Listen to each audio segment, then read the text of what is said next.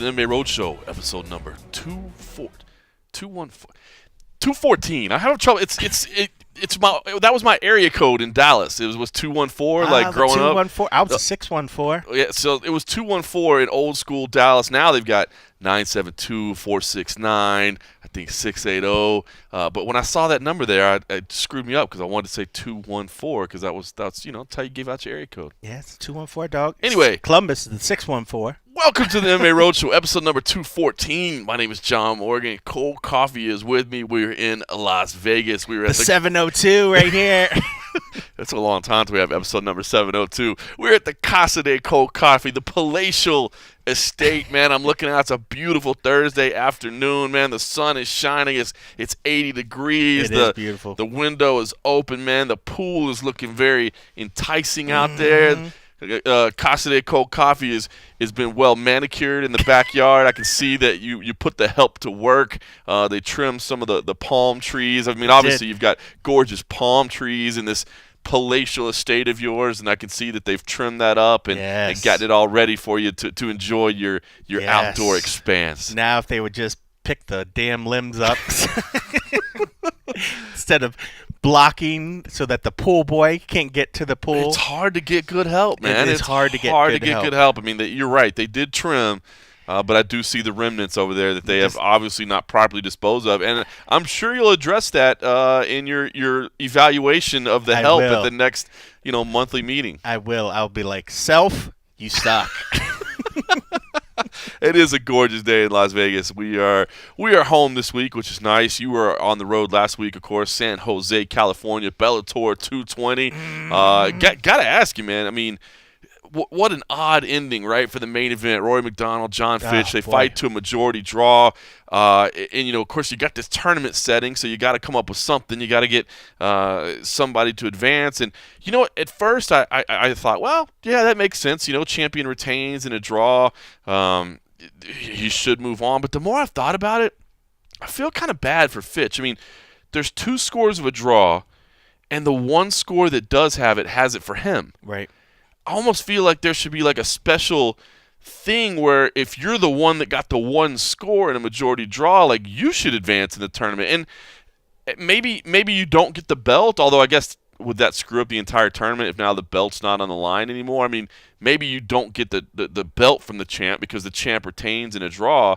But I feel like maybe he should advance because he was the one that got the score. I think that's a great solution. I like the idea of the champ holds on to the belt because it is a draw, so that if it wasn't in a tournament format, no belt would change hands. But I do like the idea of Fitch in this case moving forward, because you're right. I mean, if there's 3 judges, 2 are stalemated, and 1 actually picks a person as the winner, right, that should carry over. I mean, I get it that they're trying to give some extra credence to the fact that the title holder, if he didn't lose, you can't take it away from him, and therefore, if he didn't take the belt away, let it move forward. But in this situation, it felt weird. But that was just a weird fight to sort of watch, because I was kind of torn, because I in my head was thinking that with Fitch's control, he did enough to win the fight. Right. But there were some moments where he was really hurt, so I was like, okay, I could see where the judges maybe lean towards Rory. But then afterwards, it was just, I think even he was shell-shocked. So, like, going from the post-fight interview and then even going back into the post-fight interviews after the event, it just felt weird. Like, the vibe was weird. Like, I had nothing really to say to him, because I was just like, what do I say? I mean, I'm not even sure you won, bud. And, like, he was even kind of just like, he was still dealing with the whole, not sure I can hurt another person anymore. And his whole mannerism the whole week was just kind of this whole, switch to being a much more religious individual.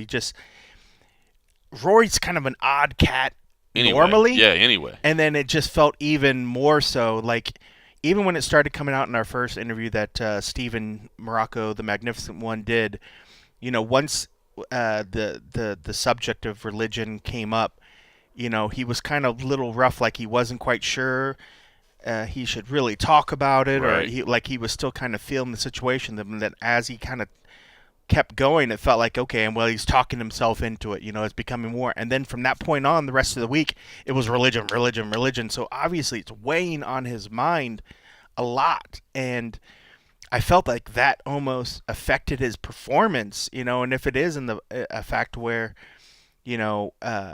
he's looking at how religion is telling him how to act as a human being. Nowhere, I'm sure, in the Bible, does it say, make sure you punish your opponent. It's about, being a better sportsman than, another, even though a lot of, You saw Michael Chandler's great quote though on the conference call, right, where he's like, "I talk to my God every day, and he has no problem with me beating someone's ass." Yeah, I don't know. It's interesting, and it does raise an interesting point where a lot of people want to credit God with their athletic prowess, and the gifts that He gives them, where everywhere else in the Bible, it talks about helping the other man. Don't do this. Don't do Right. this. Don't harm people. Don't whatever. So it's kind of interesting when people use it to pick and choose, you know, to justify their means or to thank for their successes. But it was interesting to see something that now is taking it what I would think more for like what the word's actually saying, and trying to want to help man, and and maybe thinking about that maybe this isn't about bettering myself, maybe, or I mean, at least in the sense about my own personal gain. Right. Like maybe is starting to worry or think about the overall spiritual side of it or something. So it was interesting, but it made it It's wild, really man. fucking weird It to ma- like sort of talk, because I'm not very. I consider myself sort of spiritual, but I'm not a religious person. Right. I don't go to church. I don't do whatever. And I feel my relationship with religion has changed over the years, and I've become much more of a humanist and much more about what we do to shape our world and our living, Yep. as opposed to a supernatural force or a being or somebody that's kind of shaping. I'm more about I think, but I do like, I kind of pick and choose because I like certain things. Like I like the idea of karma, and what you do to others comes back upon you. But I also realize that there's no real proof that any karma really exists or Right. anything. But it's certainly a good way to be out there, and and I think with even religion, or any of those sort of things, you do good unto others, like you want to do them to do unto you. course. That's So. Um, and this is getting really weird. I'm not sure why the fuck I'm talking, because I don't like to even talk about religion, all this other shit. But I think that's why it kind of, the whole fight night and the whole week just kind of felt weird with Yeah. Roy, because I felt like I was watching somebody, and he even admitted, learning what he was sort of thinking about religion, and he was taking it into himself, and he was changing as he was believing more of these things. It was shaping him to be the man that he wants to now be, but that inherently goes against, I think, what he feels like he has been doing. So it was interesting to do it, and it was kind of like, man, I feel like, how do you ask somebody about what I guess could be a trivial sort of like, oh, what was your game plan, when there is a man that's literally thinking about his spiritual being and like where he fits Doesn't in seem the real world. relevant. It doesn't at all, and it completely threw me off my game. I was just like, how do I act, because I'm not even quite sure where we are, where I am. Yeah. I mean, I have my ultimately my beliefs, but it's just weird. I mean, that's like one of those things, you almost want to be like, can we just keep politics and religion out of fighting? Can we just have some good fight? Yep. Can we see some blood, some shit talking? You think he's making a mistake by continuing on? Because I was kind of surprised to see that You mean he's like, because he said, continuing on in the tournament? No, because I think he said, he came out and made a statement and said, listen, I'm doing this, or we're going he's to fight also got in New another York. baby about to come out, so Needs that money. He needs that money. So I mean, he's got to realize too, this is your chosen profession. So it's Boy, unless it's a dangerous one though if you're not fully you're not focused completely- and fully. I think ultimately he's still. I think the idea of being a top level athlete, I think he's not going to just shun that because he's maybe having an inner conflict. I think that's something that eventually, maybe outside after this tournament, that might be something that he really does think. But I think right now, in the meantime, he sees the immediate thing, and that's a big change. I mean, that's ultimately the thing of.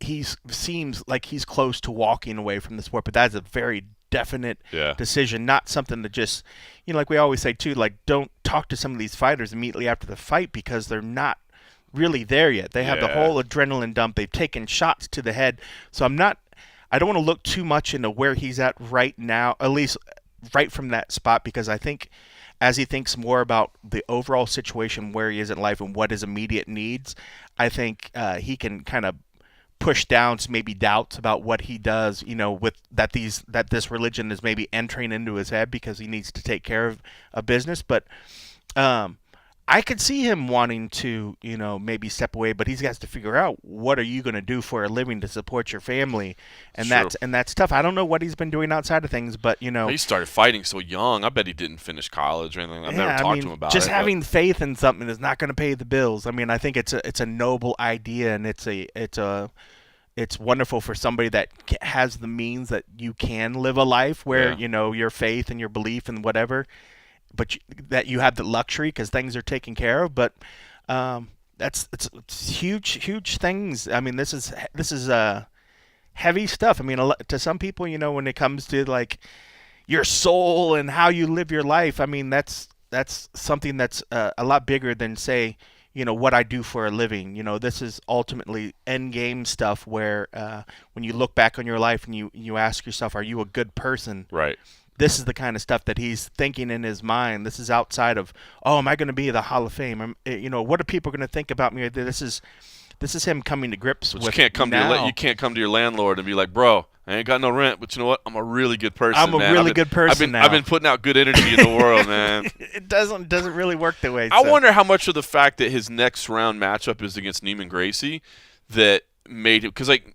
With that, it's going to be a jiu-jitsu battle, right? I mean, it's going to be more of a grappling contest. I don't think he's going to come out looking to trade hands with you. I wonder if that had anything to do with it, where it's like I almost feel like this will be more of a grappling match than it will be an actual MMA fight where I need to hurt somebody. I was just surprised that he had such a hard time dealing with John Fitch. Now, John Fitch and the way that his grappling is wrestling, like he's famous for that. It made me worried for him when it gets to the ground, even though it is jiu-jitsu. It feels like I mean, granted, I think all these guys they're granted that bad days can happen, but that was a bad day on the ground for Rory. Like seeing Rory's performance right there, going into a guy that is a superior level jiu-jitsu guy.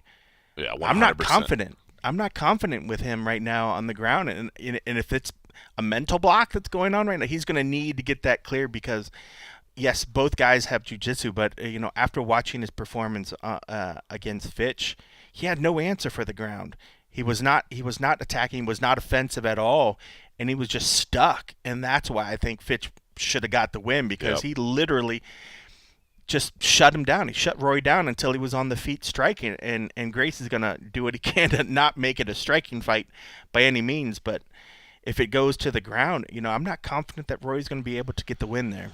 And if he does get past, he's either got Douglas Lima or Michael Page in the finals, and that will not be a grappling match. Yeah. You know what I mean? That's scary. I don't know, man. I'm interested. I mean, as you said, it's hard to get a read on Rory anyway. You know what I mean? He's just such a unique character anyway. Right. So it's always hard to kind of understand what's going through his head anyway. And now with this, I mean, as you said, it was just bizarre. I don't know how I would have handled like the post-fight interviews either. It was different. We did. It's highly inappropriate, but somebody on our staff did make a joke that in all of this, people should really see what a great guy Robbie Lawler is because he stole Rory's soul and delivered it straight to Jesus Christ.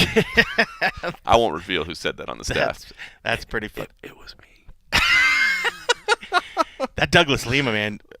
Lima and MVP. I think Lima's going to beat him. I do too. I think Lima's going to take it all. I do too. He should have had it the last time. Yeah. I think he does.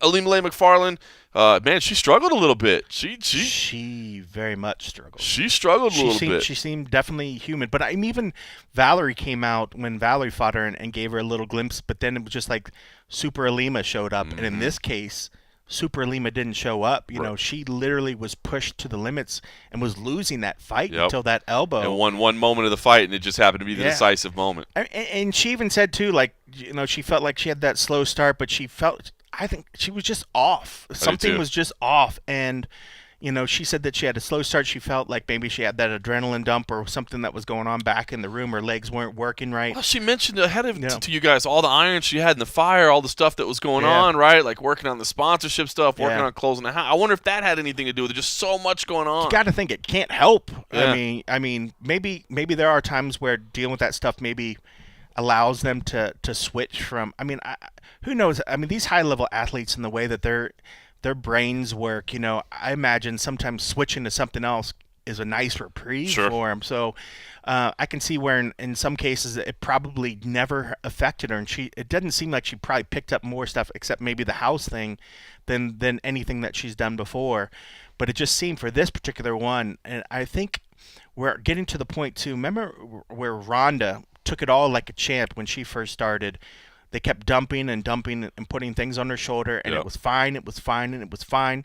And then at some point, it wasn't fine. The cracks started to show, and then she eventually started to pull back because she was realizing that things were just starting to fall to the wayside. It was too much, and I think we're hitting that threshold now with Alima. I think too much on her. They're putting too much on her. I mean, like I think she wants to be. She's definitely becoming a face of the company. She really is, and all credit to her. I mean, like she's a lovely individual. She's a hell of a fighter, but you can only take so much. At some point, you got to be like, I got too much shit going on right now, And maybe this is that point where it'll happen, where maybe they'll take a little bit off, but.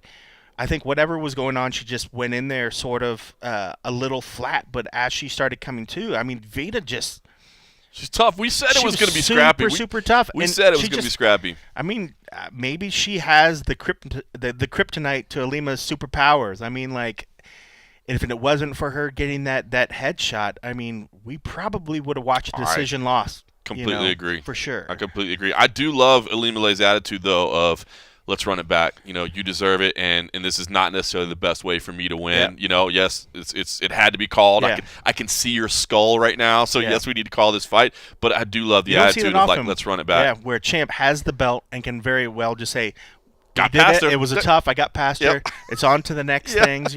Which is kind of what Coker was kind of saying that, when I kind of asked him, was like, hey, do you like it when your champ just sets up the next fight? And he's like, well, there's kind of tied our hands there's some other fights that, have to kind of see him. Like, she's asking for it. If your champ wants it, you got to run it back, dude. You got to run it. It was great, but I mean, that was a hell of a fight. And I like the idea. I mean, granted, too, this is still right after she had fought. So you don't want to take everything that she says. You want to be like, calm down, champ. Like, ask her a week later, does she still want to run that back immediately, or is she like, been there, done that, who's next? She tested me, but I got my hand raised. She tested me, but, I showed my the better person won. I think you got to run it back.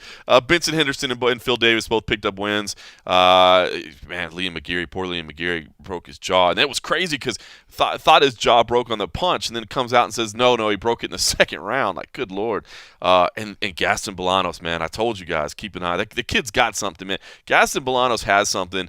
And the cool thing about being, I guess, in Bellator is you don't necessarily have to fight the absolute sharks every time out there, man. Like they'll keep slow playing them a little bit, man. But that kid's got something, man. He's fun to watch. Yeah. My only criticism of this Bellator show, it was a good show. 13 prelims / postlims. Come on, man. That was nuts. Bellator, don't hit us with these 18 fight cards, man. Yeah. It was really cruising though when it started because they were getting a lot of They finishes. do get them in quick. They started quick. Like the guys were bringing it. I was thoroughly entertained, going in, and I started wondering myself, like, man, how many are they going to get through? Because they probably, if it would have kept going, they probably could have got another one through. But I think they were like, well, we need some for the post limbs. Yeah. Because they started burning through. It was really, really good fights, man. It's just a lot of fights, dude. So many fights. 18. But also, I don't have to recap them. I don't that have is to true. do all that crap. So it was just for me. I was like, oh, this is fun. Enjoying watching. Yeah, Bellator's kind of a fun night for video, right? Because they don't take all the winners back like the UFC does. So during the prelims, it's like, you guys like Casey from MMA Fighting. I mean, you guys that are normally stuck in the back, you guys get to come out and sit down and just watch some fights. When they started talking back, I was like, I'm just going to let you guys know, in case you're thinking about bringing any prelims, unless it's something crazy, I was like, I only want the main guys. I'm gonna sit out there and watch the fights. That's awesome, man. The UFC was a fun show as well. Of course, Matt Erickson was down there in Florida. He is a big Florida Disney guy or whatever. They ended up doing a little vacation around it, so that's why he was down there handling it. But Jacare versus Hermanson, man, dude. I'm not gonna pat myself on the back too much, but did pick the upset in the main event with Hermanson over Jacare. Jacare's mindset, again, you were covering the Bellator show, so I don't know how much you got to see of the UFC pre-fight stuff, but Jacare's mindset of basically, coming in and admitting he didn't really want to take the fight, but the UFC kind of needed him and they kind of pushed him into it. That scared me. But Hermanson, dude, I mean, I've been impressed with him since I saw him in Venator, and I know he had some losses, but dude, he's the real deal, and I think people have been sleeping on him, man. But this performance was incredibly impressive, man. To come out and to be willing to grapple with Jacare, number one, and to just outwork him over the course of 5 rounds, man, and keep up the pace that he did. I don't know if he's going to be able to beat those top tier guys because, man, the top of that middleweight division is tough right now. But he sure as hell proved that he deserves to be there. Yeah, I agree. All right, deep insight there from Cold Coffee.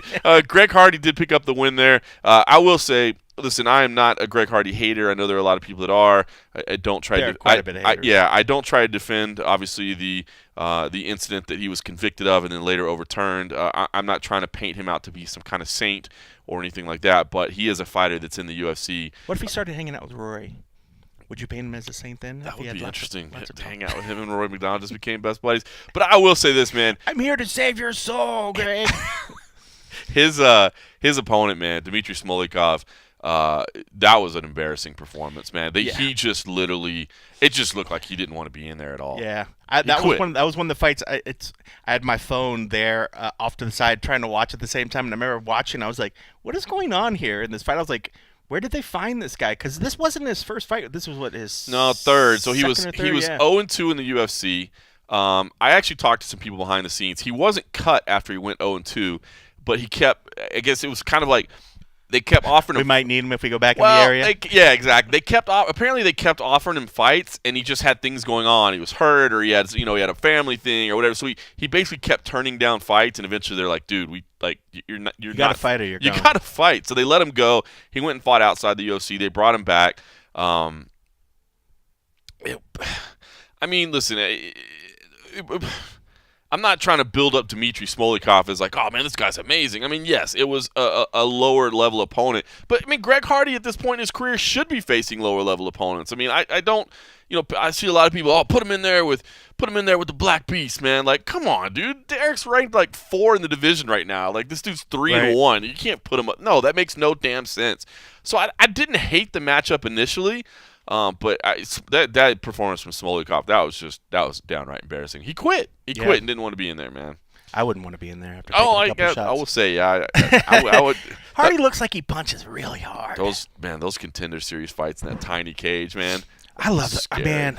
When does that start back up? June 18th. I was going to say, that's coming up soon. June 18th. So those are so much fun. Yeah, we're about 6-7 weeks out at this point. It'll be at that brand new facility, the UFC Apex, which I'm that sucks because it's further for me to drive, but yeah, it's a little further than the Tough Gym. Yeah, the old Tough Tough Gym Gym. is so close. Yeah, that's right. You just literally 5 minutes, if that. I was like, hey, yeah, but that facility is supposed to have air conditioning, an actual press area. That would be awesome. Yeah, air conditioning is awesome. It'll be good. I'm excited for that to start back they up. They gonna have too. food trucks? I don't know if they'll have food trucks. Are they gonna have catering? They might have catering. They might cater it from that would be dope. From the UFC kitchen. I'm excited. I will put my orders in now. I'm a big fan of the Contender Series. So I'm excited. Yeah.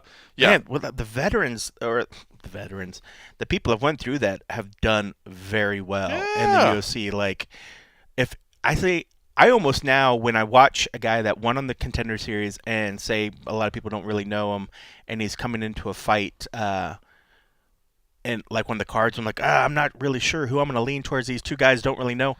I've been leaning for the Contender Series guys, and I would say if you're a betting person and you don't quite know, and somebody has been on the Contender Series, lean towards the Contender Series person. Yep, I agree. 90% of the time they've done a great job of selecting talent. They've done a really good job. They've done a really good job of selecting really talent. Good job. The rest of that card was fun, man. Mike Perry and Alex Oliveira was crazy. Glover Teixeira versus Iaquinta and Donald was crazy. Corey Sandhagen proved he's the real deal against John Lineker. Yeah, he certainly did, man.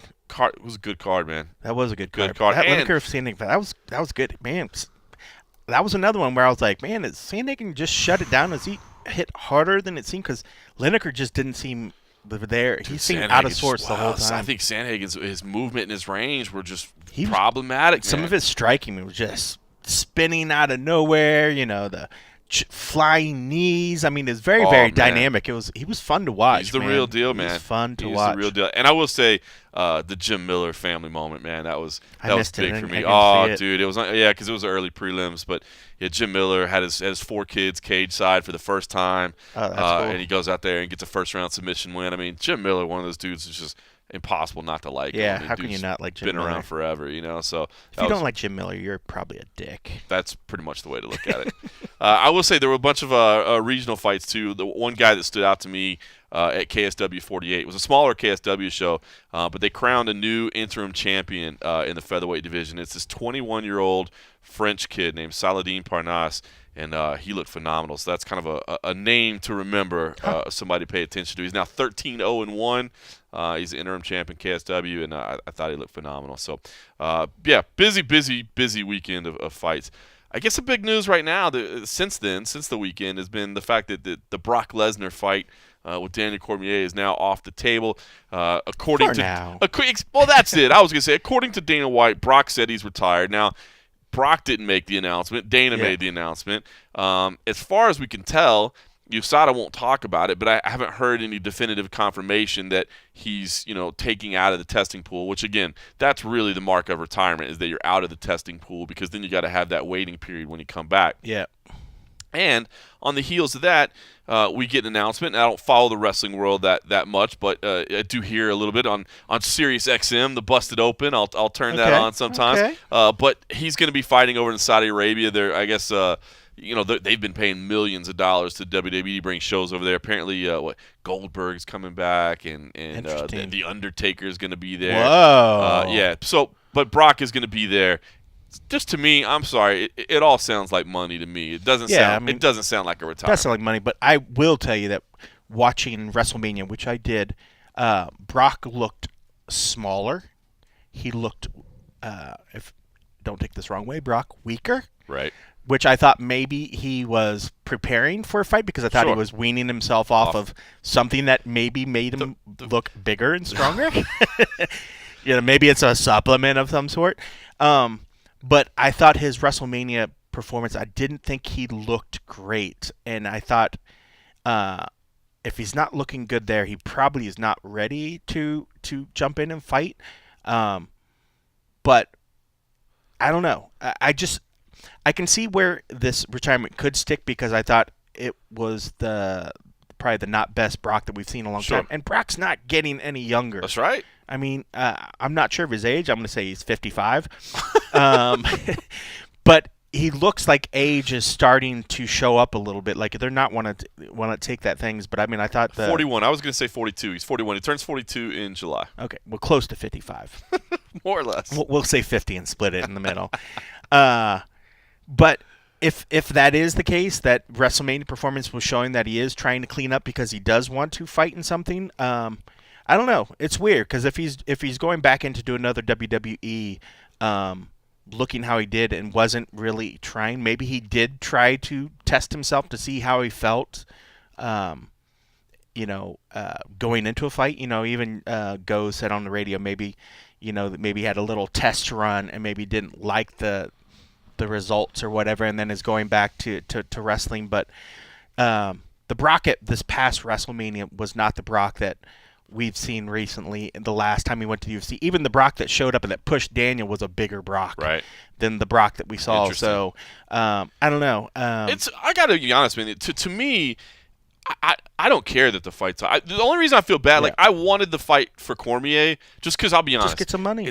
To me, it seems like, as far as easiest fight for the biggest amount of money that you can make. I mean, you got to think, him and Brock and DC or DC and John Jones would probably be the two biggest fights available, right? For DC? I mean, yeah, for DC. Sure. That's the two biggest so fights available. much more so And than like Stipe. I mean, and I love Stipe. Or I mean, Ngannou, or the biggest fights available are either Brock or John Jones. Right. And you can't tell me that those are even remotely in the same ballpark in terms of difficulty of fight. I mean, yes, Brock is a big human being, and big hands in little gloves, things can happen. Right. But to me, DC wins that fight 99 times out of 100. I think so.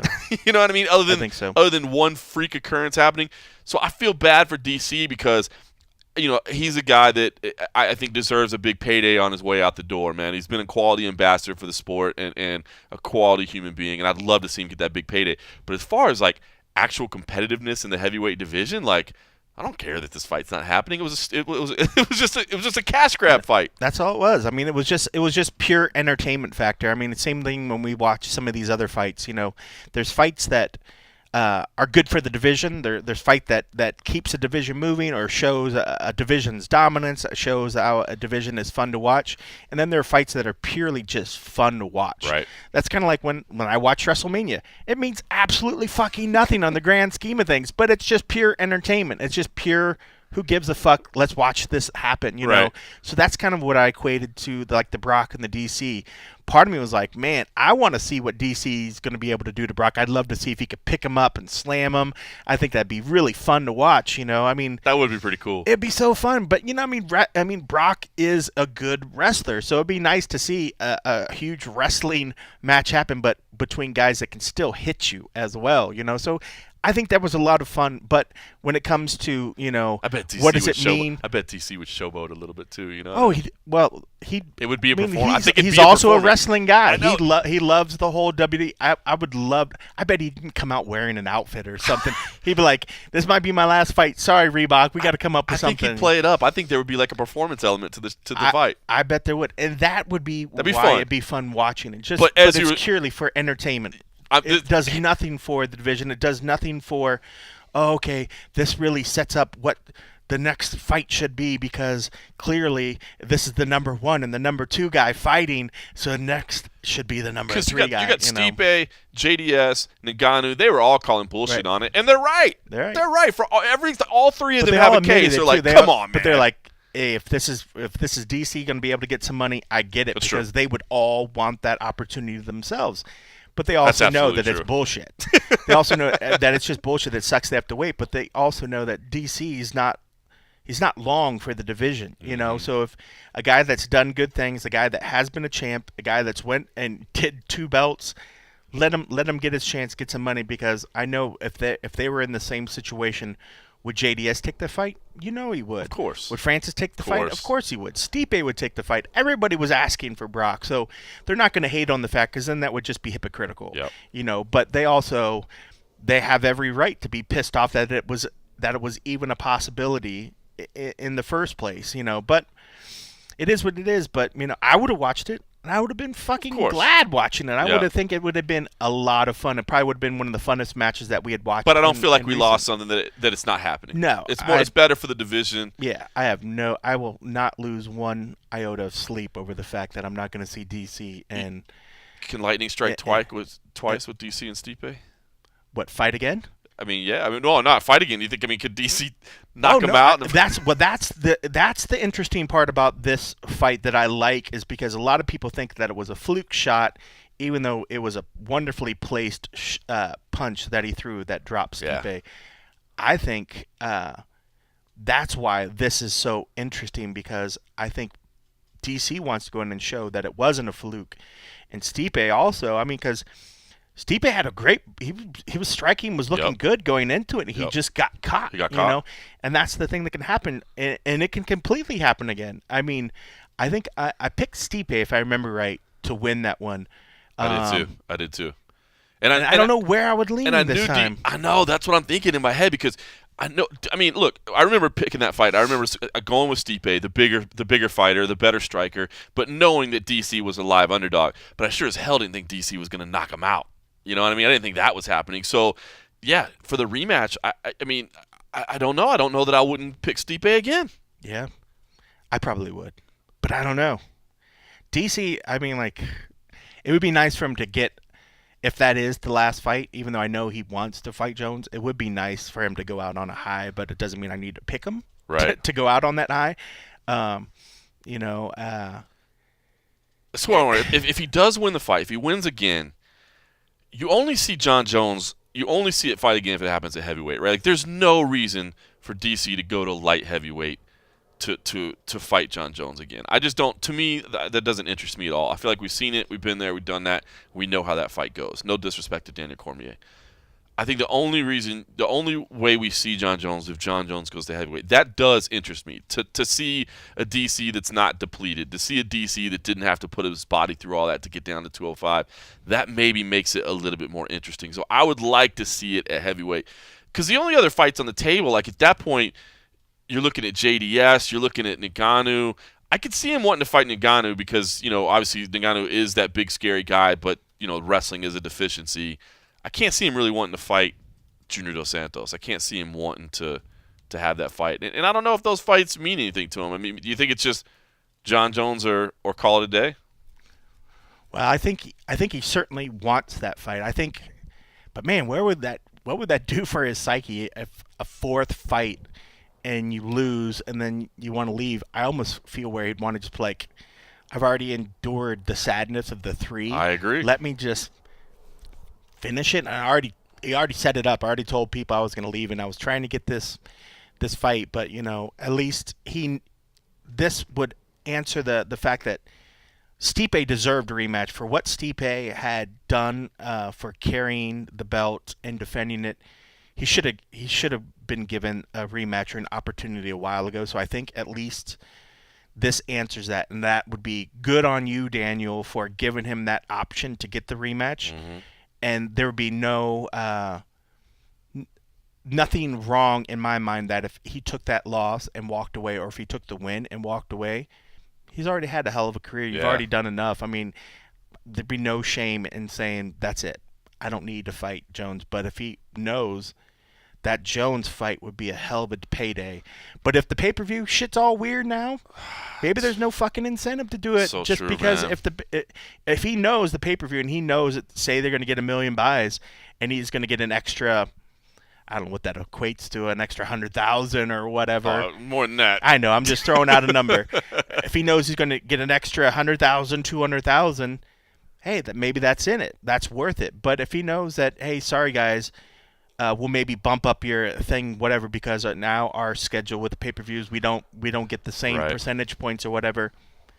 Maybe who cares? That is interesting, right? Like, let's say he beats Stipe, and they say, look, man, we're coming to you with John Jones. We'll do it at heavyweight. We're guaranteeing you, let's say $10 million. We're guaranteeing you $10 million for this fight. But as you said, you've already lost to him, and, that's – those fights were not good for your psyche. I mean, we saw the emotion, we saw the pain, we saw the difficulty. So your final fight of your career, you risk feeling that one more time, but you're guaranteed $10 million. That's an interesting decision, right? I mean, because if you beat him, you go out on a high. You know what I mean? If you beat him at heavyweight, you just say, yeah, well, the problem was I killed myself when I got down to light heavyweight. I was always a better fighter than this guy now that we did it at heavyweight. I mean, you know what I'm saying? Like, it answers a lot of the questions on your way out the door. I mean, what a hell of a way.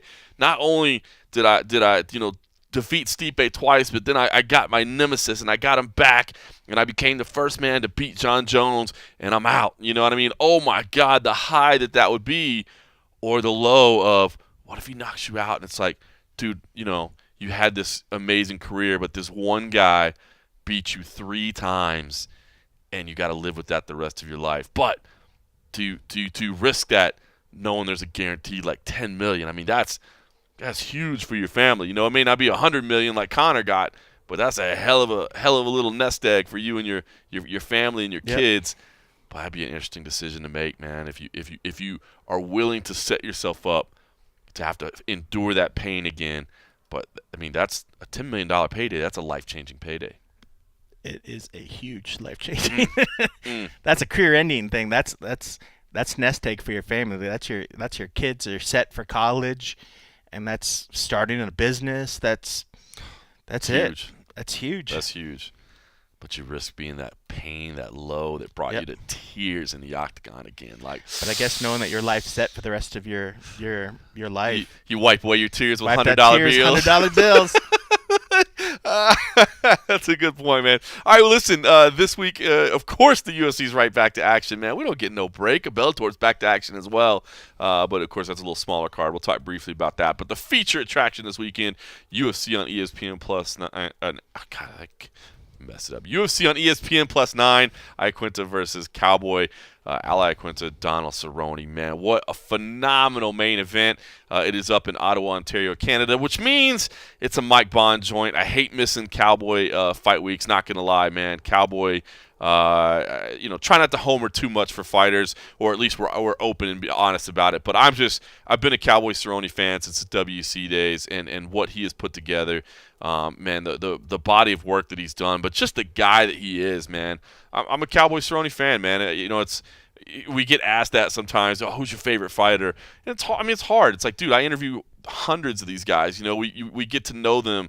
We share their lives with them. We help document their careers, and you end up developing affinities for a lot of guys and girls. You know what I mean? They're just people that you've been a part of their life. But it's crazy. I mean, we've been interviewing Cowboy Cerrone for 10 years, man. How much you've seen a guy change and grow, whatever. And man, I'm a Cowboy fan, but Iaquinta, I mean, the consummate professional as well. I mean, there is no way this fight sucks. And it's not about trash talking. It's not about fake rivalries, whatever. It's just about two dudes that when they step in the cage, they're gonna throw down every single time they're in there. And I'm pumped up for this main event. It should be awesome. Can't suck. It can certainly. Please. Don't even put out the universe. You're right. But no.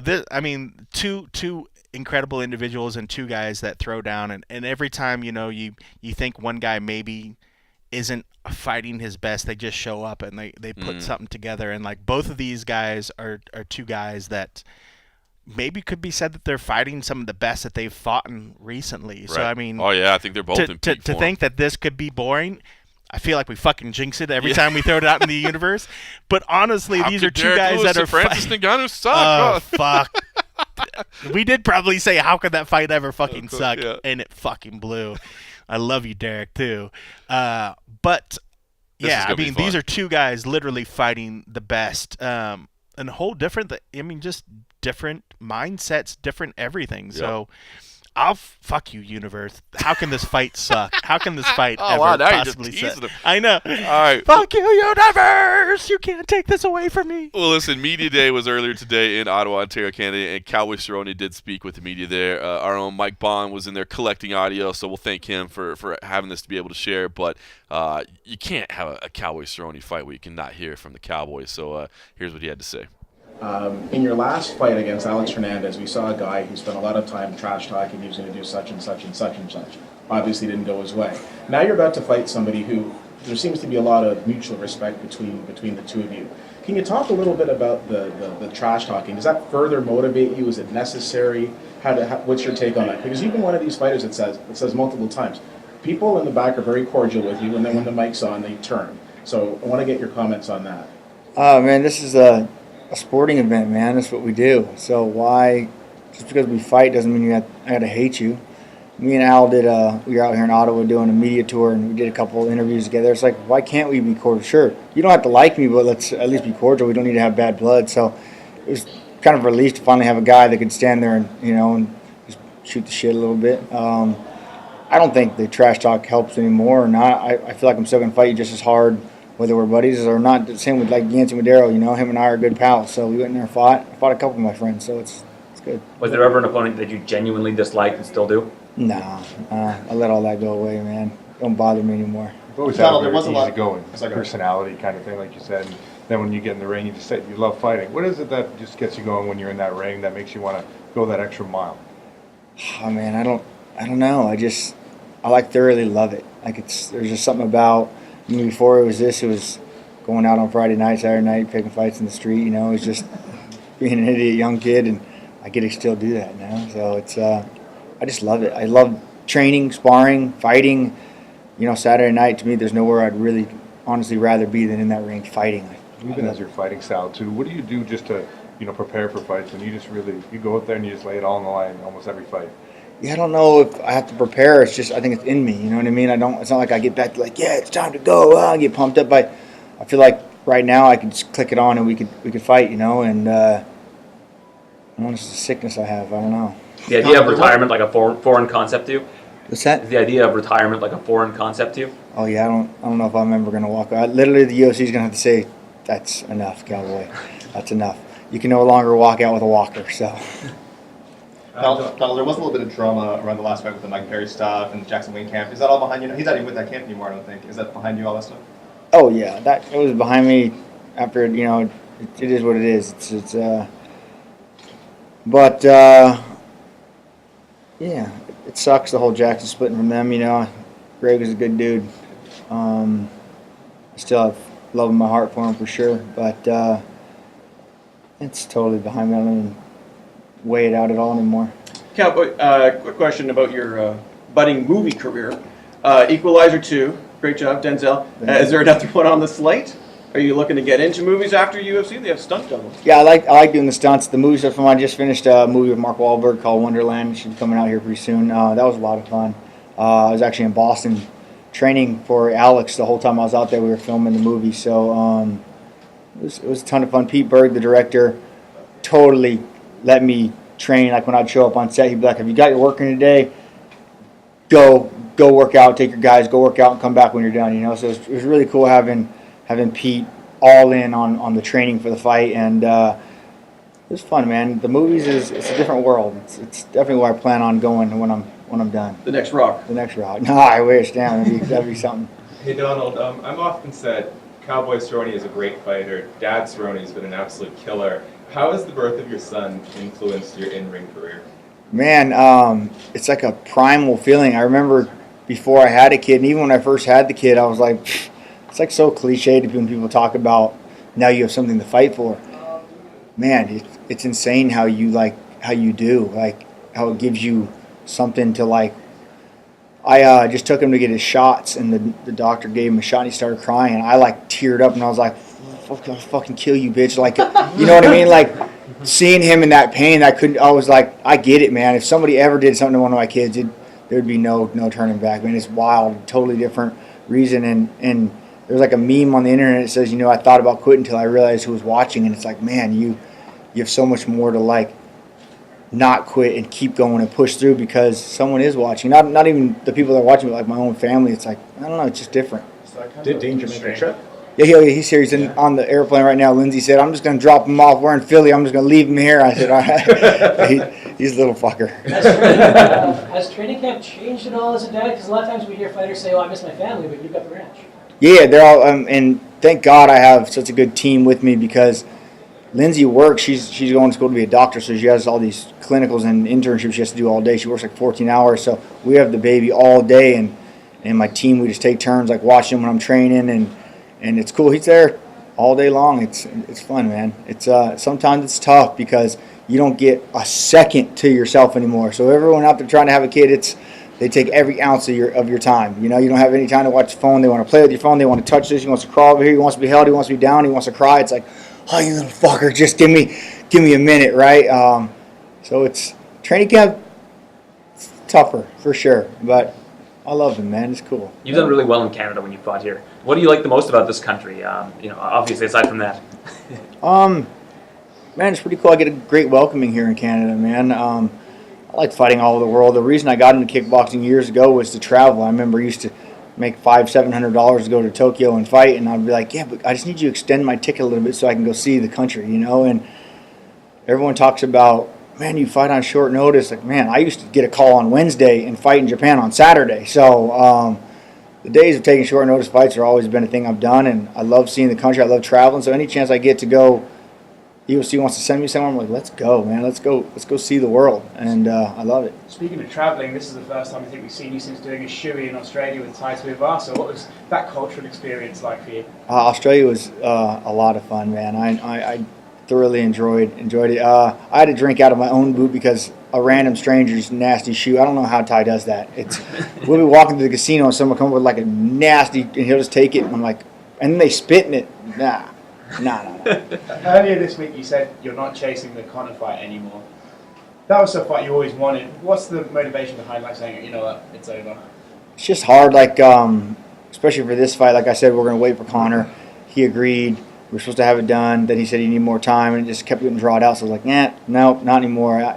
I love fighting, man. I don't like sitting and waiting. So if the fight ever comes to be, I'll gladly take it, But right now we're going to chase that belt, and last thing I need to do. I guess the objection there would be, maybe you'd have to wait a little longer for Conor, but the payday would probably be, significantly more than what this fight is probably. See, I don't know about this payday talk you guys are talking about. Everyone thinks you fight Conor, you get paid. We're under contract, man. And now with the ESPN thing, the pay-per-view buys are already done. It's not like we get, so it's a big misconception. Conor might get paid. Cowboy maybe get a little bump, but it's not a $10 million night for me by any means. I need to go get this belt. That's where the real money is, man. Aside from the money, I love it. I fucking fighting 4 or 5 times a year, man. I enjoy the training camp. I enjoy this. The whole process, man, to me is fun. I'm gonna miss the shit out of it one day when I'm done. But right now I'm in it and I love it. And like I said, getting all the team to fly out to the ranch, we fucking play paintball, go on the lake, go snowmobile, and to me that's the most important part. Building like friends and family for life, and memories. We were just sitting there talking about back when Leonard Garcia used to live with me and the old days, what we used to do and how wild and fun it was. We were just sitting around after training and talking and like, man, one day we're going to be sitting here talking about this camp, and it's fucking cool, man. It's the whole experience for me. I love. You've done this dozens and dozens and dozens of times. Is there anything still in the sport that surprises you to this day? No, just the new kids coming up surprised me, man. That for sure. Like that they think they need to talk shit and do all that. I don't understand that part of it. But if I'm the old dog, let them know, like, man, just enjoy it, have fun. Because this is a sporting event, right? This media is all part of it. Everything has to do with it. So you see a lot of the old dying fighters, the Robbie Lawlers and the guys that just went in there and fought. They're starting to die off, and you see the athletes that are trying to become fighters come in, But I don't know. We'll see. We'll see how the new evolution changes. Do you think the days of like short notice 155-pound fights are over, just because of how dreadful the weight cut is, and having to do that without a really, like a full camp? Yeah, I don't know. I've taken 55 fights 7 days later, so it's tough. I wish they'd bring a 65 weight class in. That would be where I would go. I'm at 63 right now, so 64 right now. I would gladly step on the scale and go. On the journey to the title, you're usually quick to have your eye on the next card, on the next event. Is there a particular 4th of July? Yeah, 4th of July. Yeah, that's what I'd like to fight on 4th of July. That's such a fun. Vegas, the boat, the RV, the whole fan. I mean, I love Vegas, man. And International Fight Week is a good time. So if they can get me a turnaround that fast, probably not going to happen. But hey, let's try. Back at 155, what will it take for you to make another run at this lightweight title? It's funny, everyone keeps saying that, like, man, you're back at 55, you're doing great. Man, I left 55 at number 2. It's not like I was just getting my ass mauled and I couldn't hang it anymore. I couldn't make the weight cuts, and I was like, I just went to 75. It was just an option, and they're like, let's keep going. And so yeah, I'm just back, making my way back to where I left, and plan on going to get the belt, man. It's time. Never really pushed that issue before. I was just like, I want to fight, but secure my legacy. It's time to go get the belt, man. Let's do it. Hey Donald, Chael Sonnen told a story earlier this year about dinner he had with you at a Nobu in Melbourne, Australia. He called it eventful. He compared you to Wyatt Earp. Do you have any fond memories of that dinner? Oh, of course, yeah. So I get a little wild sometimes when I drink, and we were at a sponsored event, and it just, what is what it is. But I'll never change for anybody, man. That's just who I am. So I'm going to drink, and I'm going to have a good time, and I'm going to love life, and hey, it is what it is. Looking across the octagon, you going up against a guy like Gal, he's spoken about wanting to get into that title fight as well. Like after you how do you prepare for a guy like this who might be not overlooking you, but just you want to get to that title as well?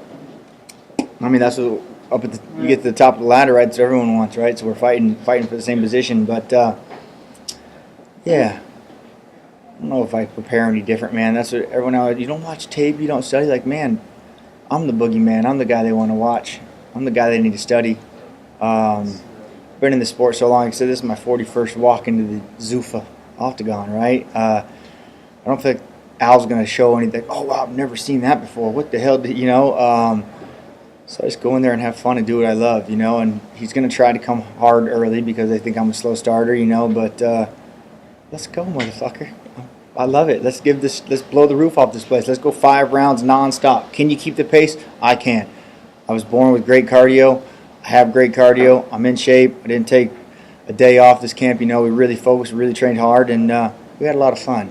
But, a lot of things we've spoken about, your mentality, and maybe sometimes in the locker room you know you're not going to win. Was it getting that record of like the most UFC fights, this 41 number, did that do something to you mentally? Like, well, I've done this as much as anyone else in the world has ever done this. Does that make you think like, well, shit, I must be pretty good at it at this point? Yeah, you mean, sometimes I think, man, maybe I just got those by default just for being here this long. I'm still scared to death, man. It's such a mind fuck this whole week, and when you're in the back locker room, there's a lot of pressure, man. There's a lot of people, there's a lot of things going on, and to overcome that is tough. And do I have the answer? No. So come Saturday, what's my mindset? I have no fucking idea. When I wake up Saturday morning, I might be ready to rock. When I walk in the cage, it's like, reel it the fuck in, let's go. You know, I mean, it's just, or you're fired up, you're ready to go. What Cowboy shows up, I don't know, no idea. Like I say, you train to do it on your worst day, right? And we've answered every question through training camp. I think we're prepared. Actually, I know we're prepared. I feel good. I feel confident. Right now, I'm ready to fight. You know what I mean? So Saturday night, I'm going to be back there and I'm like, whew, same questions. Why are you doing this? Why are we here? This is my last one. This is it, you know? And as soon as it's over, I'm like, let's book another one. Let's go. I gotta chase that feeling. I gotta find. There's nothing in the world that makes me feel like that, and that's why I do all this crazy shit to try and touch that feeling. But fighting is the only thing that gives it to me.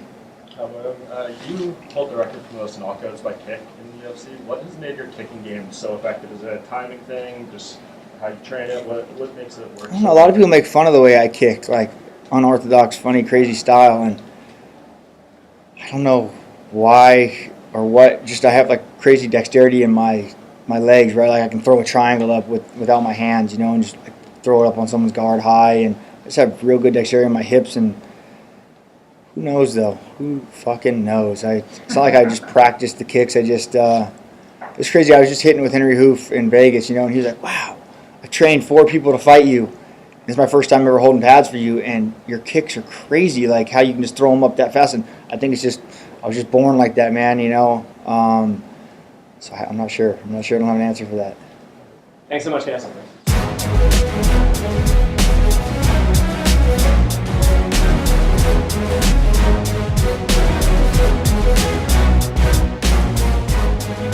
All right, so that was Cowboy Cerrone.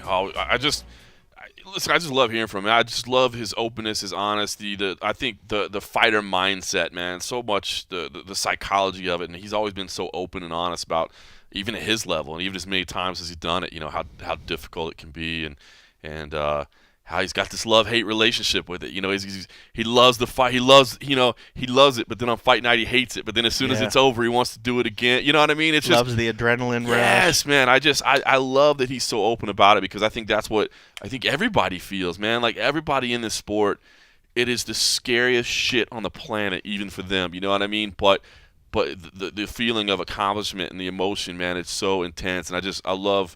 Man, I love hearing Cowboy talk about it, because I think he encapsulates it so well, especially when it's a guy that's done it that many times that we all have respect for as you know, he's not speaking out of his ass. Like he knows what the fuck he's talking about. It's legit. And you know what? It's something I did notice that he is also very open about. What's that? His use of chewing tobacco. Yeah. He has. I mean, but think about it. Most every other sport doesn't want their athletes to go out there and like spitting, chewing, True. like. True. MLB used to do it a lot more, but then when guys they outlawed it, right? Once they started seeing that dudes were getting mouth cancer like a lot, they're like, "Don't do this." Right.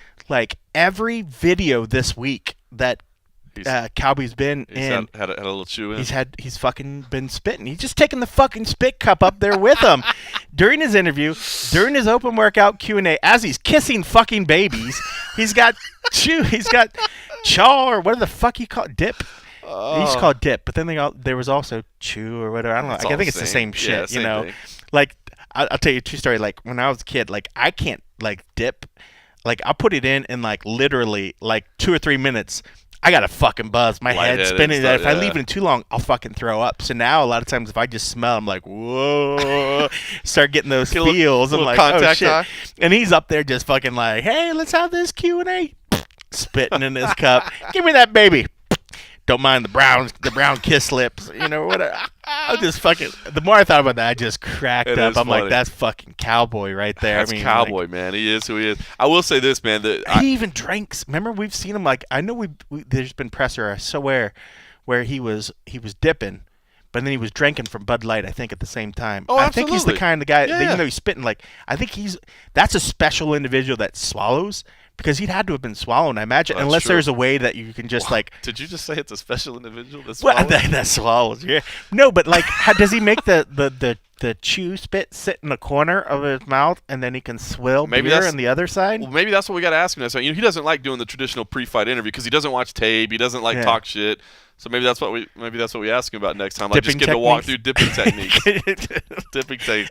I will say I did one quote that really stood out to me because I remember feeling the exact same thing. Is he talked about being at the doctor and the doctor giving his kid a shot. Oh, that was awesome. And him like kind of crying and wanting to like beat the shit out of it. Like, dude, I remember having the same thing, like when I had to take Eli for his shots or whatever, and they give him the shots, and like, dude, especially when they're tiny babies and they're sticking this big needle in them and your kid starts crying, and I'm just like, I remember just being like, like, don't hurt my kid, like, oh, you got to take him to that doctor. You ever see the video, like the guy that he's doing like the tissues, and he's like, boop, and he do a little thing. Like, there's a video, like, you could probably just do a search, like, so doctor gives baby shot, baby loves it, or whatever. Like, the guy's like, yeah, he's doing all these, like, noises, and he's, like, singing, and he's, like, takes the needle, but rather than, like, poke him, he holds it in his finger, so he'll do, like, these things, and he taps around the baby, and he's taking tissues, and like, woo, and he distracts the baby, and so the baby's, like, watching him, and he's poking him, and then in the flow of while he's doing it, and then he, boom, actually gives the shot, right,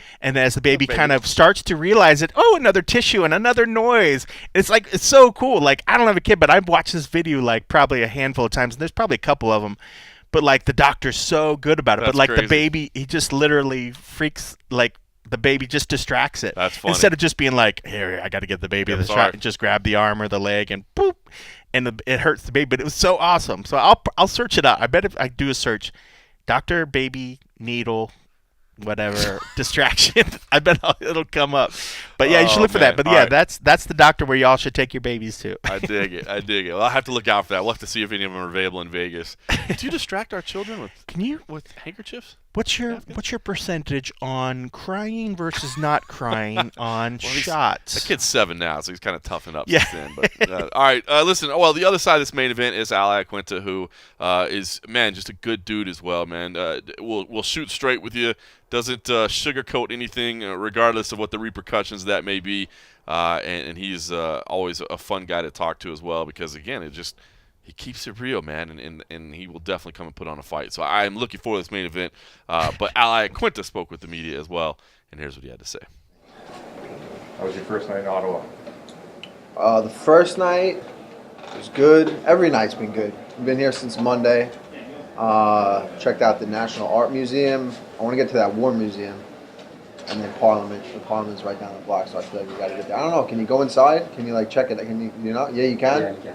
Yeah, we'll probably do that today. We don't have much to do today but cut weight, so I'll do some exploring, get my mind in a different place, and see the city. You brought up last night that you think the Islanders can come back. I was working out during the third period and was tired up. We went to get a workout in, and I came back, and I was like, forget that. It seems like it's a done deal at this point, but you never say never. Who knows? So how does your routine and your mindset change as you get closer to the fight? I pretty much have a good routine down that just leads me right into the fight. I got my whole crew with me. Marab is fighting on this card as well. Ray Longo got here last night. Matt Serra's coming this morning. Aljamain Sterling's with us. Dennis Bazooka is a training partner of mine. Zuka, who is another training partner. We have just such a tight-knit crew. It's like we're really just on vacation right now. Like a training vacation, and then at the end we get into a fist fight. It's fun game. We play bullshit bus balls, but when it's time to work, we work, and then we get in there, we fight. It's just I look forward to fight week just as much as anything else. Whether I was going on a vacation somewhere, it's like just being around positive, like-minded people that I have around me is awesome.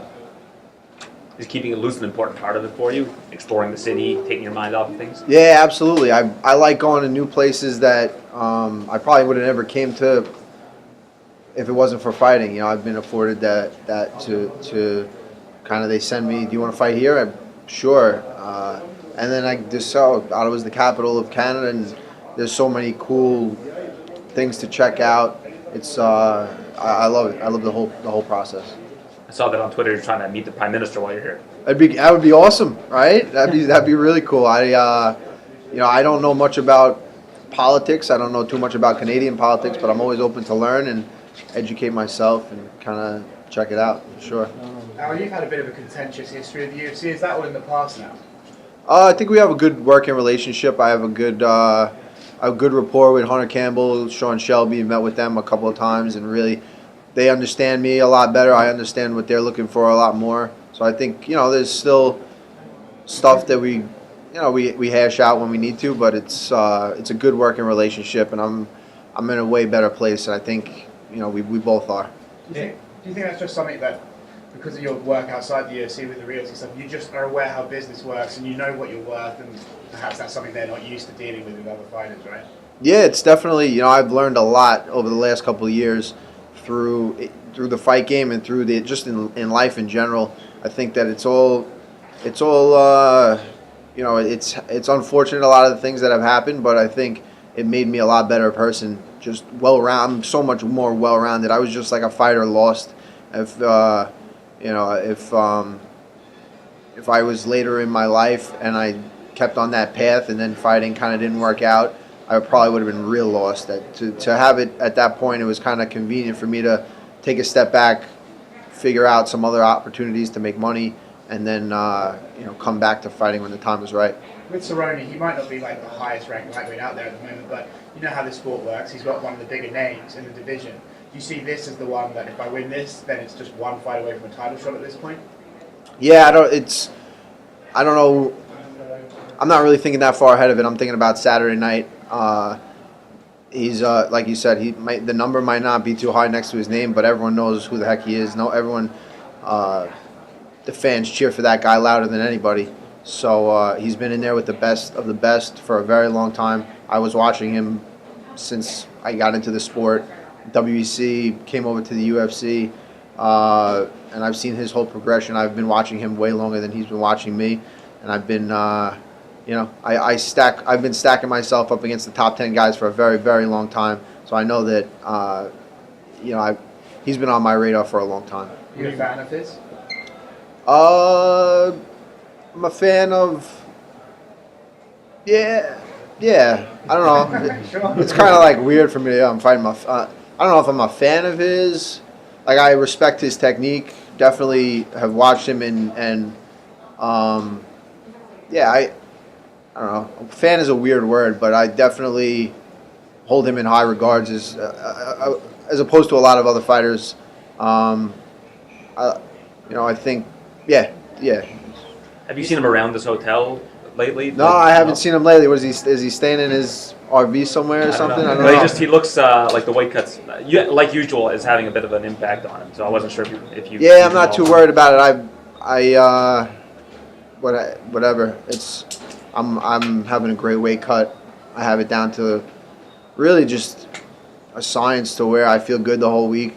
You saw me at the open workouts yesterday. I had energy. Tonight won't be too fun, but I'm sure there's going to be a lot of other fighters that are way more miserable. I don't cut too much weight. I think that benefits me a lot. You've seen a lot of these guys, they really drain themselves, and I don't think that's the way to do it. I think that was the way of the past. Everyone was cutting weight together, and they were matching up on fight day. They were both, a little drained, so it didn't really show. But I think the guys that the guys that do it the right way, they don't cut too much weight, just a little bit. And I'm fortunate to where I'm not like one of those in betweeners. I'm like a normal size 55 pounder. I'm not like a huge 55 or a small 70. I'm just like a regular 155er, and I think it suits me perfect. And I got it down. And this is your second straight fight with an in-betweener, with a guy that would probably benefit from a 165-pound division. It seems like Dana White has kind of closed the door on that idea. He said at least for the next 7 years while I'm here, I don't expect to see a 165 division. But do you think that it would make a lot of sense to have a 65 and 75 division? I don't think so. I think it would be kind of the same problem. Guys would come down from heavier weight classes. People that, if it was 165, it'd be like big 170 pounders coming down an extra 5 pounds. And it's no matter what the weight class is, I think it'd be a pretty similar problem. It's just there's guys that'll cut too much weight, and there's guys that feel comfortable fighting a bigger guy and feeling better doing it. Even wrestling, I always wrestled better against guys that were bigger than me. It's just kind of like I guess maybe my style, whatever it is. I'm more of like a speed and technique person, not really like a strong, straightforward kind of person. You said you were a fan of his style. What do you said about Cowboy that you might be concerned about, or do you feel you could do to win in this fight? He can finish from anywhere. He's won decisions. He's gone 5 rounds. He's fought at 170 against tough guys. He's fought at 150. He's just all around. He's got so much experience. That last fight, that Alexander Hernandez came after him and looked in the beginning like, this guy young, hungry. He's going for it. But that experience really pulled through, and he kind of just stayed level that whole fight. And when he saw his opportunity, he took it. And I think that's his biggest strength is like he knows when to use his energy. He felt out Hernandez the first round. Towards the end of that first round, he started picking it up. So he figured it out. He figured it out quick. He's been in there with so many people that he can kind of call audibles on the fly and get the job done. Do you feel you have an edge in terms of mileage? I mean, like you said, you've been watching him a lot longer than he's been watching you. He's got the record for most fights in the Zuffa era. It's kind of like it could be either way. I mean, the experience. I think my youthfulness is at an all-time high, and my experience is at an all-time high. I've been in there with the best guys, but I'm also young. I'm hungry. I'm watering at the mouth to get up those top guys again. That title shot. And, I'm just motivated. Motivation. Sorry, Al, yeah, I know you mentioned wanting to fight Khabib again. Would you be interested in doing that on short notice again because you already did it, or is it smarter? I'll fight. At this point, I've been through it all, so it wouldn't be short notice, even if it was on a day's notice. Now I got my. I'm prepared. Now I'm training for the title all the time. Al, clearly you don't get paid by the hour. 5 first-round finishes. Give the fans of Ottawa a preview. What can they expect this Saturday in the fight? I don't even know what to expect. I'm gonna just kind of go in there. It's like I've sparred with the best. I've sparred with the best kickboxers, wrestlers, jiu-jitsu guys that are at the top of the forefront of technique. I don't know if there's anyone doing it like I'm doing it.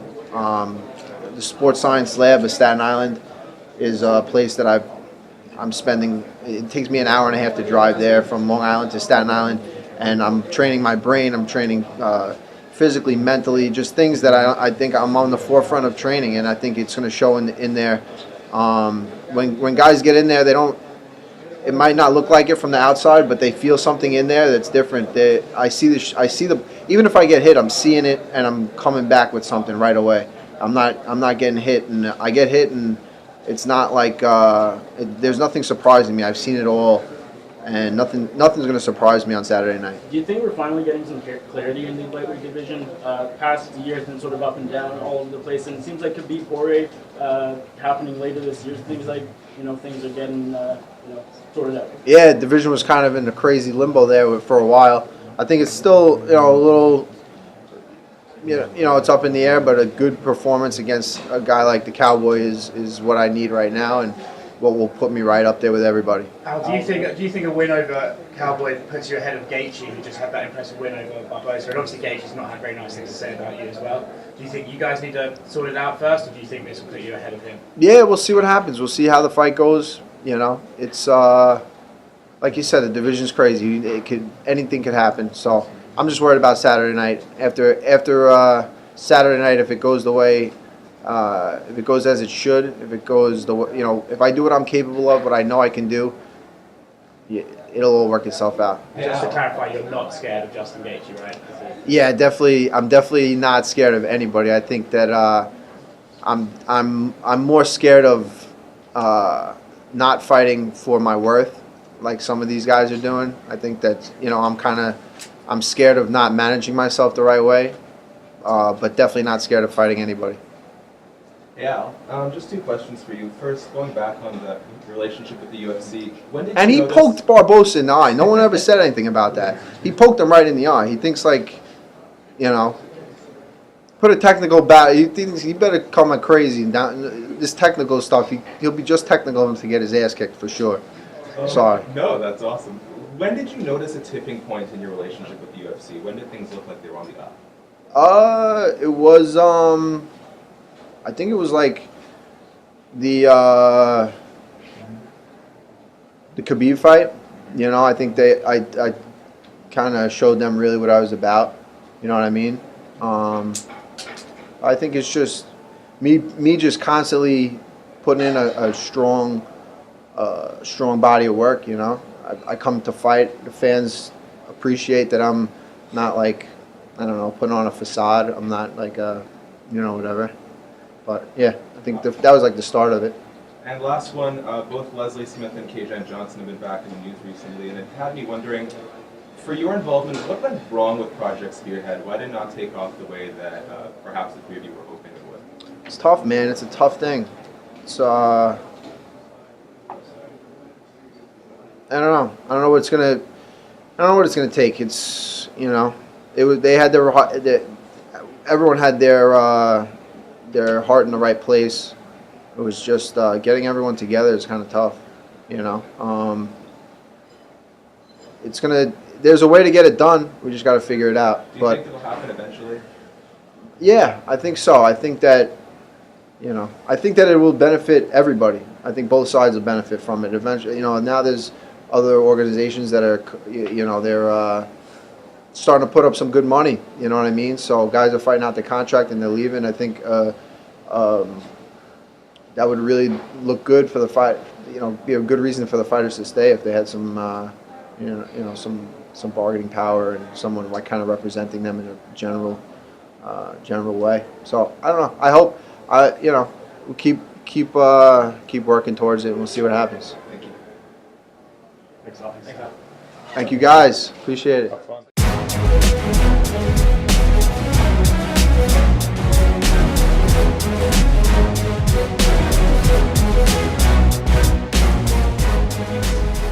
That was Al Iaquinta. The second half of this, I better just quit saying it's going to be a phenomenal main event because I'm going to totally jinx it. Knocking on wood right here. I already attacked the universe with it, so he went straight at him. A couple things there. First of all, I in addition to just typical pre-fight talk, but I thought Al hit the nail on the head with the whole 165-pound weight class thing.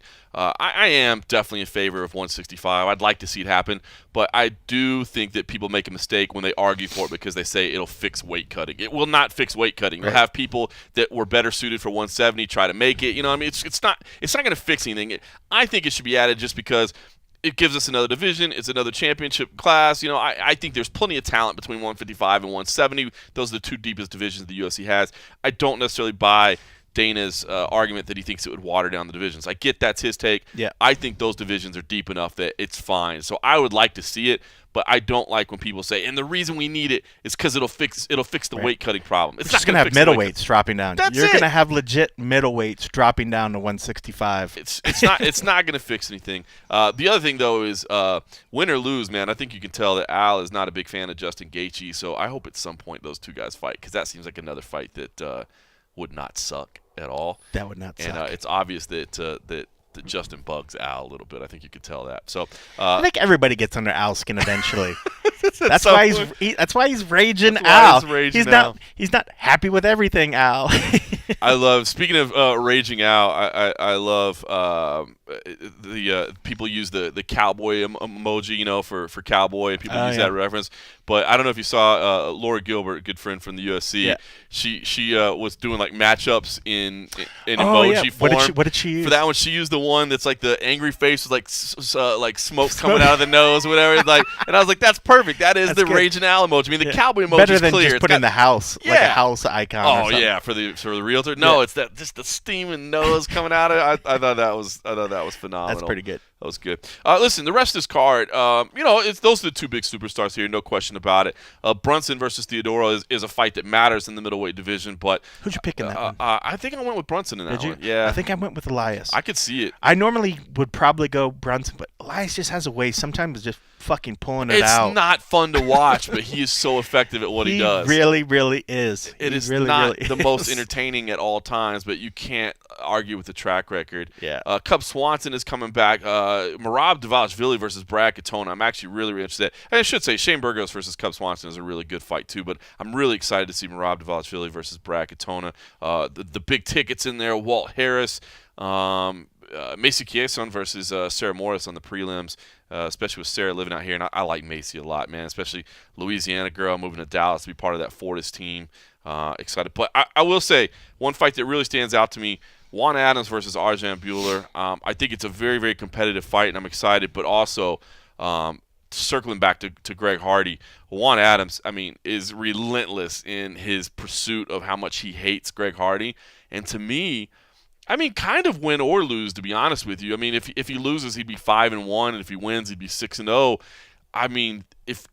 To me, this is a suitable test for Greg Hardy, a guy that the build up to the fight would be phenomenal because Juan basically just peppers his social media every day with F Greg Hardy. Completely unprovoked. He just hates him. So there's going to be some natural rivalry there that's going to get clicks and headlines for sure. And if a guy is 5-1 or 6-0, that's the type of guy that Greg Hardy wants to fight him. It should be matched up with. So that is a fight that I'm very much interested in for that reason because I think it would be a good test and a fair test for Greg Hardy moving forward. And I think that's a great idea for Juan. He's picking a guy that everybody's saying. Hardy just co-mained an event. He's a guy that's got upward trajectory. So for Juan to pick a guy, and you can't. When you look at it, he's picking a guy that's getting a lot of push from the UFC, but he's also a guy that is an easy target where it's if he wants to gain fans, I'm the guy that's going out there for the guy that beat on women or whatever, So, he's getting a plus push in that. So, good on him. Even if it's just a matter of, he's just smart about picking an opponent, he's doing a really good job. So, yeah, and you're right. I think that's a great fight for him. And that is the kind of level of a guy that you want to see Hardy fighting. I guarantee, I don't want to say guarantee that this will be a more exciting fight than the last fight that we just saw. You never know. But, that's you're certainly going to see probably a Greg Hardy fired up. Because he has a reason to be fired up. And if Juan is true to his word, he's going to be pretty fired up too. So, that should be fireworks. I do, man. And it makes sense for record-wise. That's the two guys on an equal playing field that should be fighting. I dig it, man. That's a fight I want to see happen. Arjan's a tough test, man. It is a tough test. He certainly can't be looking past Arjan because Arjan's another guy, too, that was coming in with a lot of fanfare and a lot of people wanting him to be the flag bearer for a whole group of individuals, So definitely can't be looking past him because if he does, Arjan in his smooth, easy-talking way is just going to fucking smash him. He's a very articulate dude. He is. I love that guy. I love listening to him talk, man. I like his voice, man. I think he has the voice. He should, fucking narrate books or something. I think he has an interesting voice. He does. You know, and he's I always just like he's always positive, man. He's always super very, positive. Yeah. Super positive. I like being around him, man. He's a good Yeah. dude. He's a good dude. All right, listen, as we should say, Bellator does have a card this week as well. Again, it is one that has like 14 prelims on it. Now, this is a Bellator Europe card, so this is not really necessarily meant for us. It will be. I confirmed with him today because I was looking. I thought it was going to be on DAZN, or at least the main card. It's not. It's just going to stream for free on their app or on MMA Junkie. So we will have the stream of this whole card. So if you want to watch it, yeah, you do So I have to go to the app. So I have to watch my phone. No, you can. We'll have it on the website too. Like their app, they stream it on their own app, and then they also give us like an embedded code. So Gotcha. that's how we show the prelims. So we'll have that on the site. So if you want to check it out on MMA Junkie, you can check it out there. Raymond Daniels, the noted kickboxer, is on the card in an MMA fight. Derek Campos returns against Pedro Carvalho. That could be a good fight. Fabian Edwards, the much hyped brother of Leon Edwards, is in there as well. That's a guy that a lot of people have tabbed for big things. Brent Primus returns against Tim Wild. That's your main card. Some notables, from the European regional scene on the prelims. I think most notable, Saul Rogers is on there. So a couple fights that could be fun in the afternoon. So if you want to use that as a second screen, I guess, or a primer to lead into your UFC, you can definitely do that. So, but yeah, it's a European event. It's not really, it's not stacked as you would expect a normal Bellator event to be. Because Europeans don't deserve it. By the way, a little tease, man. Wow, that's so wrong. Let's say a little tease for next week. Again, another weekend where the UFC and Bellator will be going head to head, and we'll actually have Matt Erickson out in Rosemont, Illinois. And you will be heading down to Rio de Janeiro to cover UFC 237 with Where? Fernando Prates. Rio. There, yes. Brazil. I didn't recognize that first place you said.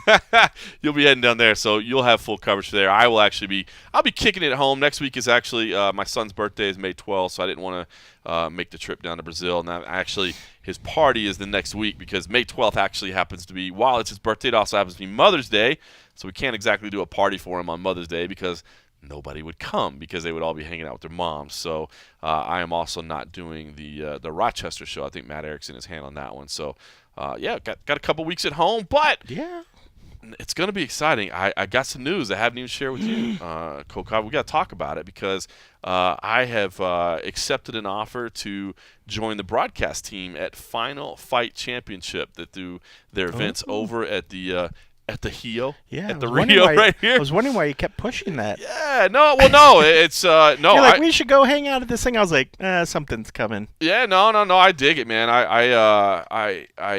Frank Mears joining the broadcast team as well, so I think it's going to be myself, Frank Meir, and Joe Daddy Stevenson. I think we'll kind of be rotating through a little bit. But yeah, it's interesting. So their events are on Thursday nights. So we'll have to figure out what we want to do. We could do the show afterwards, or we can do it. Do it on Friday. Move it around. Do it on Friday. Well, I mean, the show typically always came out on Friday, anyways. Well, it was supposed to come out on Friday, but I mean, if you're going to be busy on Thursdays, we'll just move it to Fridays. We'll figure it out. Well, I guess next week won't matter because you won't even be here, but we'll talk about it. We'll figure it out. I really don't care. Wow, great support of the show. No, I'm just saying, like, if it comes out on Friday, it comes out on Friday. It's still every week. That's true. You just shift the days. I mean, it was supposed to come out on Fridays anyways, and then somehow we got in the habit of always doing it on Thursdays. Right. Most people listen to it on Fridays anyways. Yeah, so, I mean, it's not a big deal. It would be later Friday or early Saturday. I don't want to do that. For some of the ones. I don't want to do that. Well, I guess you can't call the shows then. No, I gotta do that. What about the podcast, John? I gotta get back into broadcast. The podcast? I enjoy calling fights, man. I really want to get back into calling fights, man. I enjoy it, and I couldn't do it for several years due to some contractual issues with USA Today. But now that I can, I love it, man. I really enjoy doing it. So you hear that, or you be coming over, doing it early in the day, like we're doing it right now, early. Yeah, we could do it. We could do it during the day. I don't have an issue with that. Do it during the day, and then I'll just if it has to be on Thursdays, or again, like I said, just shift it to Fridays. It's all the same to me. I'll be here, not calling. Well, I guess that's why you don't break news to your podcast partner on the podcast, as we're sitting here trying to debate it in front of the world. I don't know. Yeah, we'll figure it out. What do you guys think? Yeah, should we do it Thursday day or Friday? Let us know. Hit us up at MMA Junkie John. All right, last thing real quick. I got to share this email that we got. And I'm pretty sure this is a serious email. It came to the MMA Junkie account. Uh-oh. and it was titled "Online Bear Video." Oh, good Lord. And I'll read you. It says, "Hi, I'm a big MMA fan. I like a fair fight and the class that a good fight means. I recently saw on your website the video of Khabib fighting a cub with a chain around its neck. That's despicable, a grown man fighting a cub. What would happen if a grown bear fights a kid? This is not a fair fight or training. You know what a person harming another living creature for fun is called? A bully. Please don't show these type of videos. It only feeds into other ideas to abuse animals." What the fuck? That can't be serious, right? Is somebody really watching Khabib wrestle with a bear, and their idea is that it's abusing the animal? The bear? A bear. Well, there are some people that have been against circuses and all that sort of stuff for many years. So I mean, I think some people are oppressed with the whole any animal in captivity use for entertainment. That I get. I will get. Yeah. You know what? I'll give you that one, and I would understand. But this says nothing. But as for like hurting him, it's like Khabib is hurting the bear. He's certainly not hurting, but he's certainly not doing anything to make the bear's life any better. You know. Okay. So. All right. You talked me off the ledge of thinking this guy was a complete idiot. Yeah, it's probably the same person that hates circuses and hates that I get. Any animals in a zoo, probably sort of thing. Even though zoos have been good for conservation of animals and a lot of education about animals, but I can see where some people are very, very upset about zoos. But maybe not so much as zoos as much to like circuses. That's why even a lot of circuses have changed the way that they use animals because they have gotten a lot of flack. But it does suck. I mean, do you understand this bear is in captivity? I would be, you know what? Yeah. You are right about that. But to me, this is saying that Khabib is picking on a bear cub. Yeah. And it wouldn't be fair for an adult bear to fight a kid. Wasn't he adult? Wasn't he a kid when? Well, no, he had another one. He did it again. Yeah, he said like saw my old partner, my old training partner. Gotcha. Well, I mean, come on. Take it with a grain of salt. This is the same guy that made a homeless guy do fucking push-ups or whatever. So, I mean, if he could do that to a human being, he probably doesn't really care about the animal's well-being. But yeah, I mean, but I'm sure he didn't. I mean, and these are. The bear wasn't fucking hurt. I mean, these are animals that play around with their sharp teeth and razors. I'm sure that Khabib sort of toying around didn't hurt it, but I get it. You know, like, it sucks, you know, when somebody's using an animal, but whatever. The bear wasn't fucking hurt, but that's what I was it saying. Sucks that that's the bear's life is. You know, that does kind of suck because just it was probably a wrestling partner for Khabib. Yeah, it was probably just some fucking rich Russian dude that is, oh, by the way, in the backyard I have a chained up fucking bear. Like, that sucks, you know, but I don't put it past that doesn't happen over there like quite a bit. I'm sure he's got fucking women on chains on the inside. Whoa, hot sports opinions. You know, I don't know how warlords or whatever saving live. The best for last. I mean, how do warlords live? I mean, is it only 2 or 3? Got nothing to say about Jack Hermanson versus Jacare, but when you come to talk about women being chained up in the back for your warlords, he is all over it. You know, well, which is more exciting? Oh man, and that's why you come to us for the warlord talk. Warlord talk. All right, well, I got to run. Got things to do with the family. It's been a beautiful Thursday afternoon. I know you got work to do as well, so we'll just tell everybody at this point. Thanks for listening.